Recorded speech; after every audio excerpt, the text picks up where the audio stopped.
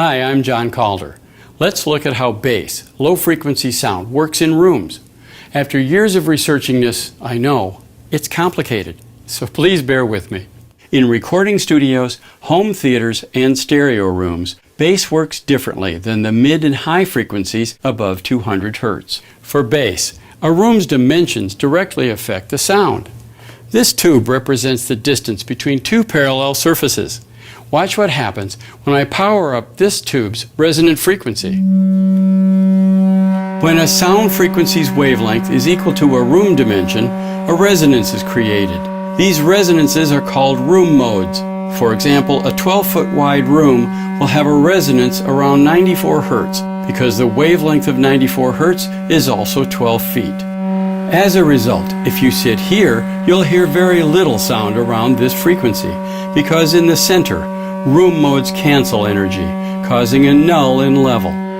If you sit here, you'll hear too much sound around this frequency because at a quarter of the dimension, room modes add energy.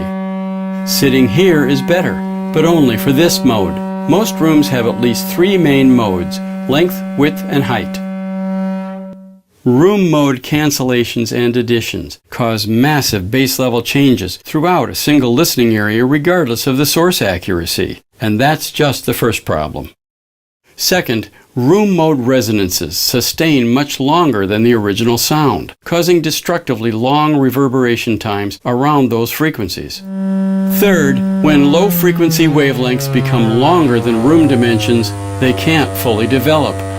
This is called the room crossover, usually around 200 Hz, where sound transitions from velocity-based to pressure-based. Room mode problems, huge level variations, longer reverberation times, and room crossover create major bass inaccuracies. So, how do we mitigate room modes? Well, we can't reduce a null with absorption. Fortunately, if you absorb energy where the mode additions are greatest, the nulls are also reduced. Gotta love the laws of physics. But fiberglass-type absorbers, typically used to absorb mid and high frequencies, don't work below 200 Hz because they're velocity-based. However, our pressure-based membrane absorbers are effective below 200 Hz. The velocity of sound is 1130 feet per second and 0 feet per second at boundary surfaces. But that's where sound pressure is greatest, so that's where we place our membranes. Curved diffusers and corner sorbers have built-in membranes that work together to absorb 45 to 250 Hz. You might ask, how do we know our bass absorbers work? Accurate lab testing. If your eye test isn't accurate, you may not see accurately. Likewise, you may not hear bass accurately if your bass traps haven't been accurately lab tested to prove they work. We tested our bass absorbers at the only commercial acoustics test lab large enough to accurately test bass absorption down to 30 Hz, NWAA Labs in Elma, Washington.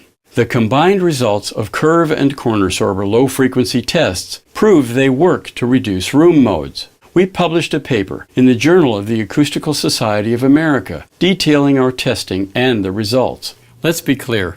We're not reducing bass energy from direct sound, only from room modes. Effective bass absorption clarifies low frequencies without reducing sound from the source.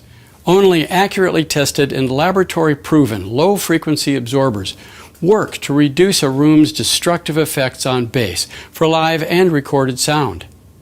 Thanks for watching.